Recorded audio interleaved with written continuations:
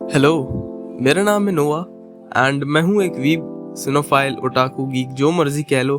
And इस channel पे हम पॉप कल्चर से related stuff and pop culture media पर गुफ्तगू और बातचीत करेंगे। थैंक्स। तो चलो अब वीडियो स्टार्ट करते हैं। तो आज की जो हमारी वीडियो होगी वो होगी एब्सोल्यूट बेन 10 पर, जो कि एक फ़ैन मेड वेबटून है या मानवा, जो मर्जी कह लो। और इसको लिखा है एक यूट्यूबर नहीं, बाय द वे, जिनका नाम है डैन बॉय वंडर, और इसको इलस्ट्रेट किया है डक स्टार्ट ने। तो स्टार्ट करते हैं। Absolute Ben 10। तो कहानी शुरू होती है इस पैनल से जहां हमारा मेन कैरेक्टर कोई फ़ोटो देख रहा है और बोलता है कि मुझे यकीन नहीं हो रहा कि आप सच में जा चुके हैं। और ये बोलते ही वो डेस्क पर हाथ मारता है और चला जाता है। और फिर हमें वो फ़ोटो दिखाई जाती है जो कि एक बूढ़े आदमी और बच्चे की थी, जो कि ऑब्वियसली मैक्स और बेन होंगे। और इस फ़ोटो को देखकर हमें ये इतना पता चल जाता है कि मैक्स और बेन बहुत ज़्यादा क्लोज थे।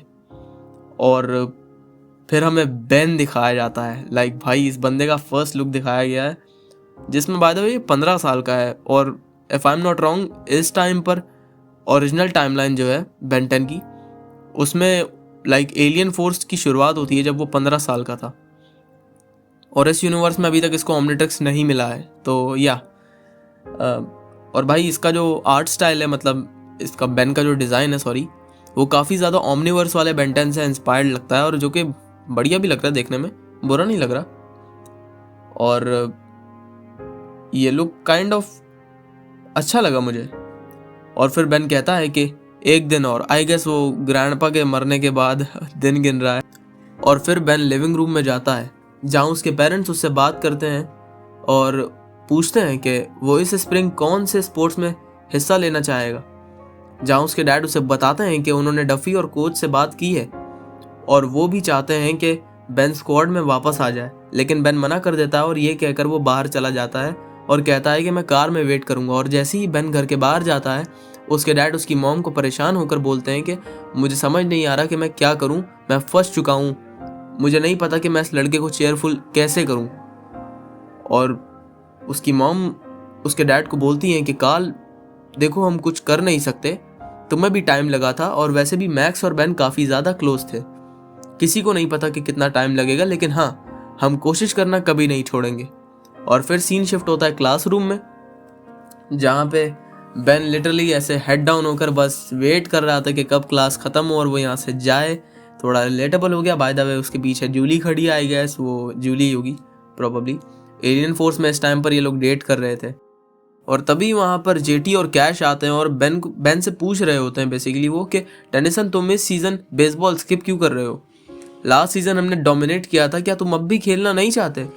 तो बेन उनका ये रिएक्शन देता है, लाइक लिटरली भाई। और ये देखकर कैश बोलता है चल यहाँ से जेटी। और वो बोलता है बेसिकली जाते हुए कि सी और टेनिसन, बाद में मिलते हैं। और जैसे ही वो जाते हैं भाई, हमारे बचपन का प्यार, हमारे दिलों की धड़कन बैडी गुवेन आती है यहाँ पर।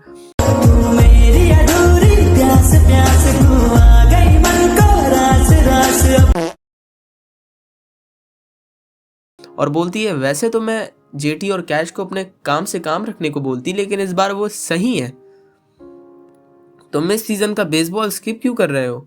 और वो ऐसा बेसिकली इसलिए कह रही है क्योंकि बेन को स्पोर्ट्स एक्चुअली पसंद है, ठीक है।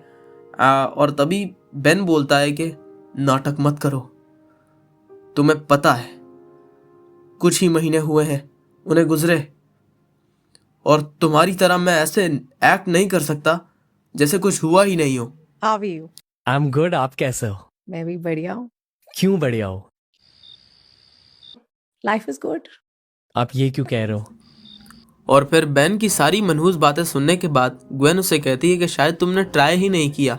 देखो, मेरे पेरेंट्स ने स्प्रिंग ब्रेक में एक कैंपिंग ट्रिप प्लान की है और तुम्हारे पेरेंट्स से भी बात हो गई है, और हम सबको लगता है कि तुम्हें आना चाहिए, इससे तुम्हें हेल्प मिलेगी और माइंड क्लियर कर पाओगे।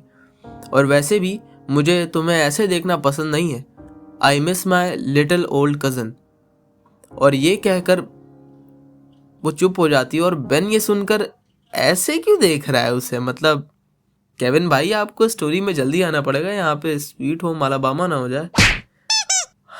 और बेन बोलता है कि ठीक है, तुम मुझसे ज़्यादा बड़ी नहीं हो, लेकिन हाँ मैं ज़रूर आऊँगा क्योंकि तुमने मुझे इमोशनल कर दिया। और ग्वेन बोलती है कि इसके लिए तुम ड्रामा क्लासेस को थैंक्स करो। और अगले ही पैनल में भाई हमें एक सैटेलाइट दिखाई जाती है ग्रीन और वाइट कलर की, जिसमें कुछ तो अर्थ पे आ रहा है और हम सबको पता है इसमें क्या है, ठीक है।